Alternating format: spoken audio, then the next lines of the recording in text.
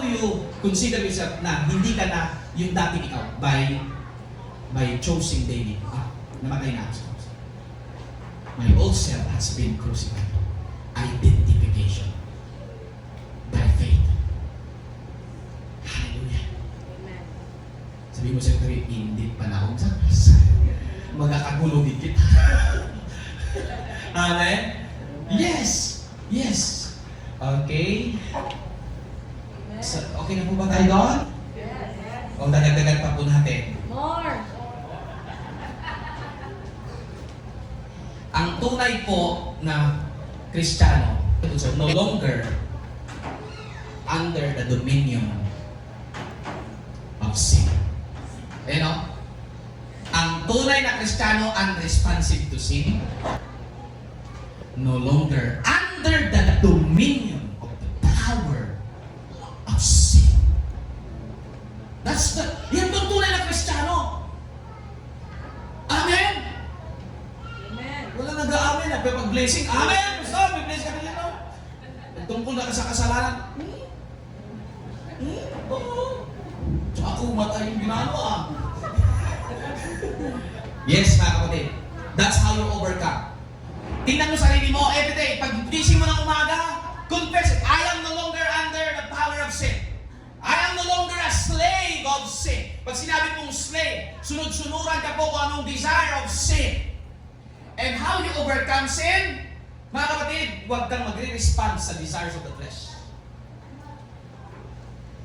Don't be responsive to the desires of the flesh. Amen? Amen. Number 2 po. Dalawa lang naman po ang point na ito, mga kapatid. Pangalawang point to consider yourself now that you are a believer of Christ. Yan. Pakibasa? Consider yourself alive to God through Christ's resurrection. Kanina, number 1, consider yourself dead to sin. Okay, pakisyo nga doon sa yung verse na yun. Pakiano mo nga yun. Okay, Romans 6:11, yung text natin. Okay, yung text natin. Yan, pakibasa na po, 1, 2, 3, go! So you also must consider yourself dead to sin, but alive to God in Christ Jesus. So, nakikita niyo na po yung dalawang point po dyan? Come on? Are you with me? So, ang una pong i-consider mo para mag-manifest ang benefits of the cross, victory ni Jesus on the cross in your life, consider yourself dead to sin. Pangalawa po, you need to consider yourself alive to God. Kanina po, yung dead to sin is unresponsive to sin. Yung alive to God, ito naman po yun. Okay, ano nga bunso? Responsive to God. Okay, yeah. Responsive to God. Pag sinabi pong dead to sin, unresponsive to sin, patay na nga eh. Okay? Ang isang taong patay can no longer respond, can no longer communicate. There's no connection anymore. Amen? So ngayon, pag sinabing alive ka sa Lord, sa pamamagitan ng pagkabuhay ni Jesus mula sa mga patay, okay? Si Jesus, nung siya'y namatay, kamatayan ng iyong old self. Nung siya'y nabuhay mula sa mga patay, ay pagkabuhay mo sa panibagong buhay. Amen? So, tingnan ko. Ano pong pananampalataya natin? Nakabase yan sa gospel. Tama po ba ako? Jesus' death, burial, resurrection. Jesus' death, burial, resurrection. Ito ang three powerful faith natin, mga kapatid, bilang Christian. Jesus died for me, Jesus was buried for me, and Jesus rose again on the third day from the dead. He rose again from the dead for my resurrection, for my new life. Hallelujah! Amen. Pwede ba palapakan natin si Lord, mga kapatid?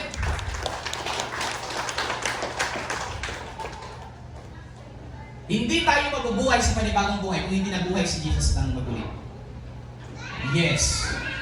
Hindi tayo mabubuhay ng bagong buhay kung hindi si Jesus nabuhay na maguli. Ano ibig sabihin po ng responsive to God? Kasunod po niyan that means obedient to Christ. Pag sinabi pong alive to God ka na, responsive to God, mga kapatid, that means you are obedient to God. Attractive ka sa kanyang ways, attractive ka sa kanyang presence, you are obedient to God. Because you are alive to God. You are responsive to God. You are more aware of God. Okay, nandiyan po sa kaniyang talaga. You are more aware of your need of God. Your need of Christ. More aware of your need of Christ. Amen po ba? Amen. Amen po ba? At ibig sabihin niyan, when you, pag sinabi natin, consider yourself alive to God through Christ's resurrection, living for Christ and living for His purpose. Kasi alive ka na sa Diyos eh. Ito, makinig. Listen. Kung ikaw po ay hindi nabubuhay, you're not living. Kapag living. If you're not living for Christ and for His purpose, malaking question po yan. Kung ikaw pa ay namatay sa kasalanan. Hindi ka mabubuhay para sa Diyos hanggat hindi ka namamatay sa dati mong pagkatao. Ano sabi ng Bible?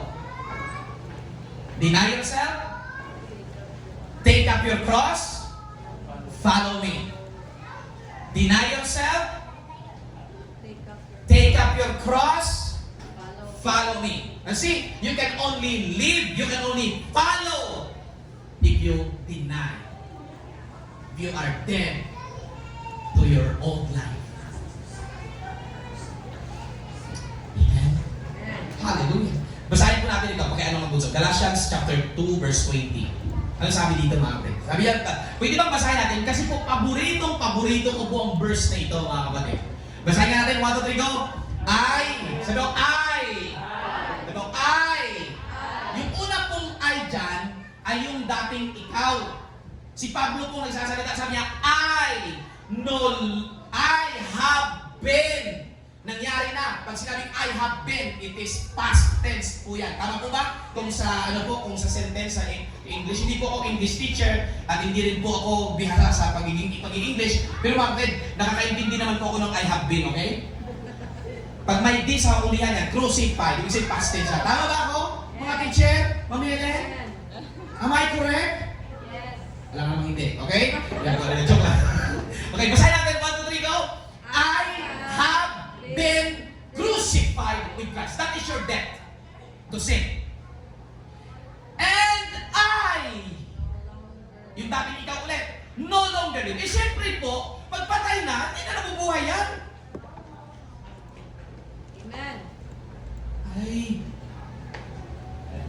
may tawa yan.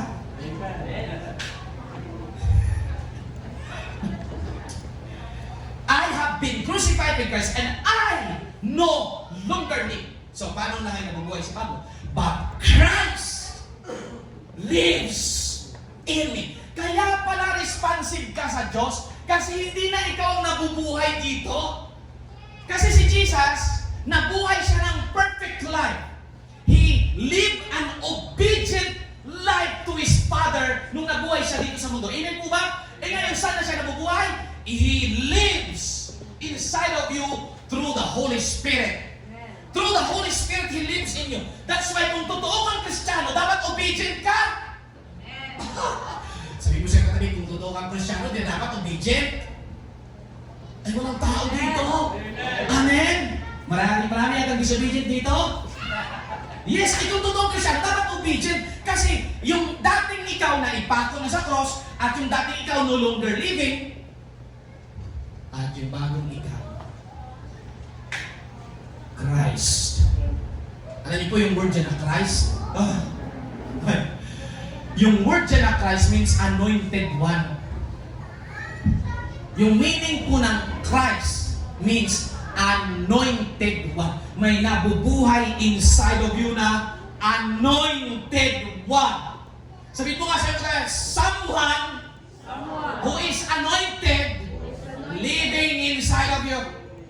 So you have the anointing inside of you. Oh, church, you have the anointing inside of you. That's the key to overcome sin. The anointing inside of you. Ang problema sa atin, bakit hindi dumadaloy itong anointing na ito ng Panginoon Jesus? Because we continue to live sa dati nating buhay. Pero pag nabubuhay ka na ng bagong buhay mo kay Kristo, kung sino ka na ngayon sa Kanya, the power, the presence of the Anointed One begin to manifest in your life. Yes, hindi ikaw ang mag-overcome ng sin. Siya! Oh, Lord! Pwede na pala baka natin si Jesus. Come on, church! Ay kaya pala, nagtatanong ka ngayon, Pastor, bakit po ko nahihirapan? Isang stick lang ng sigarilyo, hindi ko pa ma-overcome. Ganun ko sa'yo. Okay? Pastor, bakit po pag may dumaang Coca-Cola body? Papatingin talaga ako, Pastor eh. Sinusundan ko talaga, may sa kanilang Bible.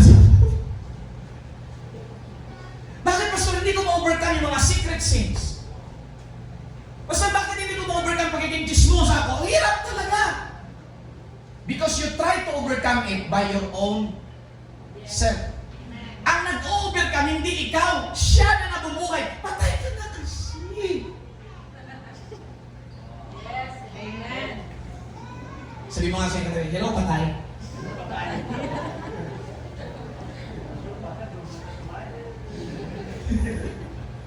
Amen? So church, nakakonsip niyo ba ang sinasabi ko this morning? Ay, my God.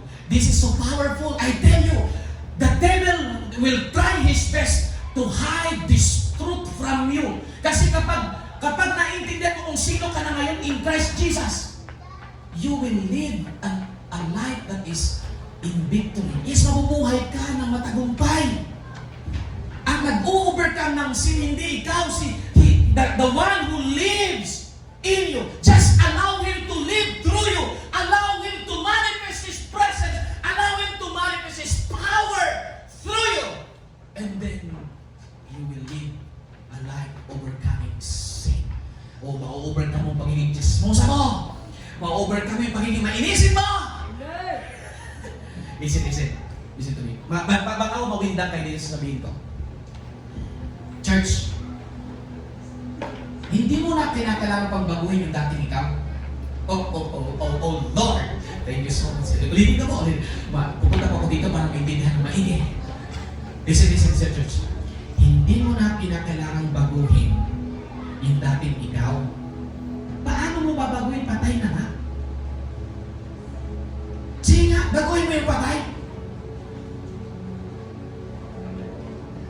Ang kailangan natin is not change. Oh my goodness, Lord, sabihin ko sa inyo, I realized this and it consumed me. I don't need to change the old me because it was crucified. So ano kinakailangan mong gawin? Ang pagbabago ay bunga ng pag-saturate ng kanyang presence in your life. You change because He invade your life with His presence. That's how you change. You don't struggle to change. Just allow Him to take over your life. You don't need to change something that already died. Amen. Bakit hindi mo mabago-bago yung pagkabugahon mo? Ibuhin kasi. Patyagon. Amen. Come on, somebody. Church, ang pagbabago, nagtuloy-tuloy lang pag hindi ka bumababa sa cross. Ulitin ka, ang pagbabago mo, tuloy-tuloy lang pa yan. Nagmamanifest po yung si Jesus. Malalaman ko na nagbabago ka na when I see Christ in you. Oh, my goodness. Ulitin ka yan, malalaman ko na nagbago ka na when I see Christ in you. Kasi sabi niya, I have been crucified with Christ. I no longer live, but Christ lives in me. Now, this is the key. This is the key. How do you manifest Christ? How do you manifest Christ? Simply, the life, come on, let us read. The life I now live in the body. Ano klaseng buhay? I live by faith in the Son of God who loved me and gave Himself for me. You see, how do you manifest? Paano mo i-manifest yung Christ living in me? Living by faith. Living by faith.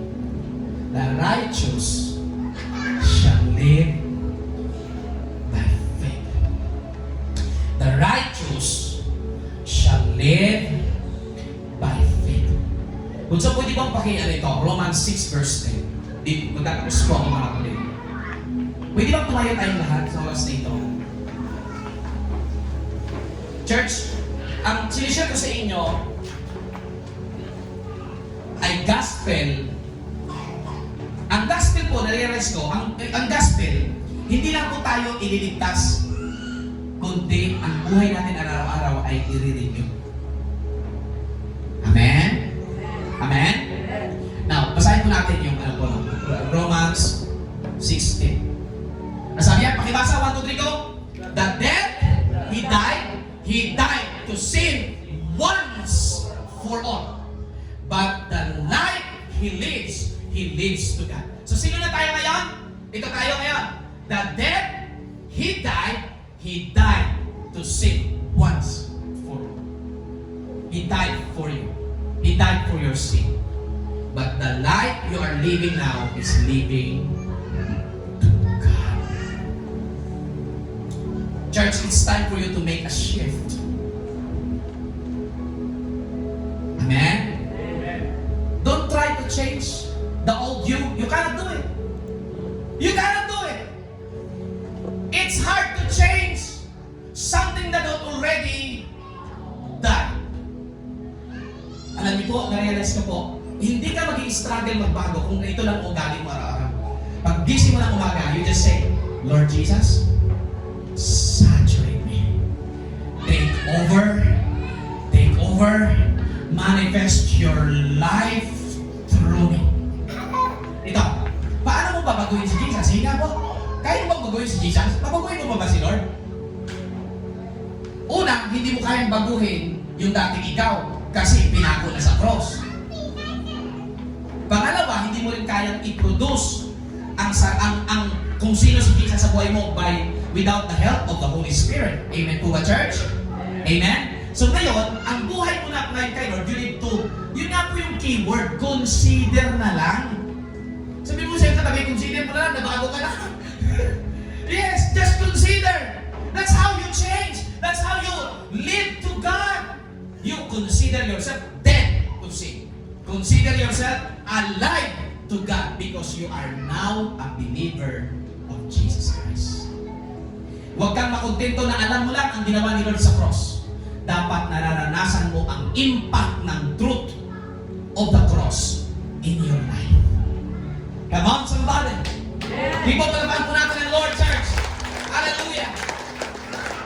The believer's life in Christ now is dead to sin, alive to God. Sabi mo sa iyong sarili, I am no longer. Mali po yung sinabi ko, mga kapatid. Ulitin na. Okay. Ano mo? I am dead to sin, alive to God. Dead to sin, alive to God. Dead to sin, alive to God. Now, sino na nabubuhay ngayon sa iyo? Christ Jesus. Christ Jesus. Now, can you lift your hands, church, and thank Him for what He has done on the cross for you? He did it all. Wala kang ginawa sa pagbabago mo. Siya lahat ang gumawa po niyan. Ang maturity ay hindi yung you try to change.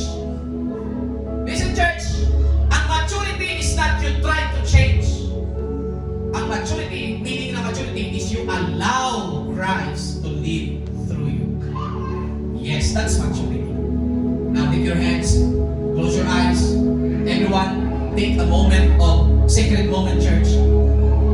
We worship. Worthy is your name, Jesus. You deserve the praise. Worthy is your name.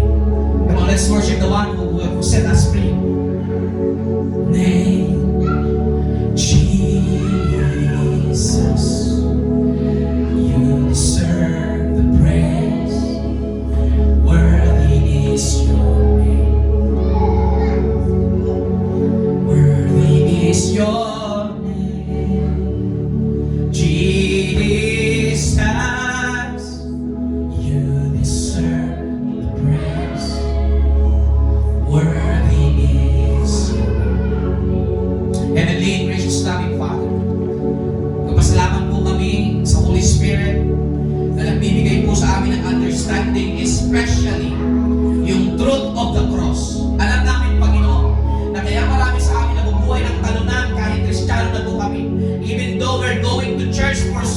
years, Lord.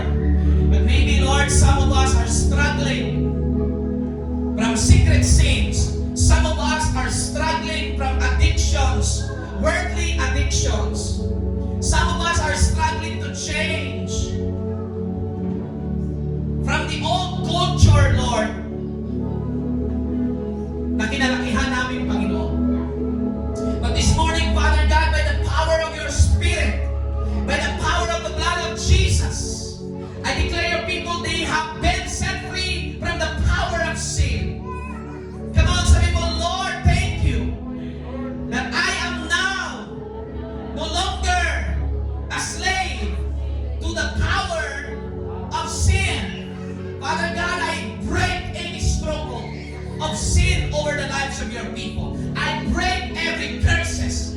And I take authority over infirmities, every sickness and disease, Lord, sa katawan ng mga kapatiran, by the power of Jesus Christ, by the power of the blood of Jesus. Right now, I declare the healing power of Jesus, the healing power of Jesus, Lord, the delivering power of Jesus. Lord, deliver your people from the power of sin. Deliver your people, Lord, from any stronghold, any bondage in this life. And manifest yourself through our lives. Through our lives. Take over, Lord. Take over, Lord. Manifest yourself through me, Lord. We give you all the praise. We give you all the glory. Thank you for what you've done on the cross. Thank you for what you've done on the cross. Come on, church, honestly, Lord, say, Lord, thank you for what you've done on the cross. Thank you, Lord, for your body that was broken for me. Thank you for your blood that has been poured out on the cross for me, Lord. I give you praise. I give you glory. Lord, mabubuhay ako para sa iyo. Maglilingkod kami sa iyo, Panginoon. Habang buhay, mabubuhay para sa iyo, dakilang Diyos. And this we pray in the mighty name of Jesus.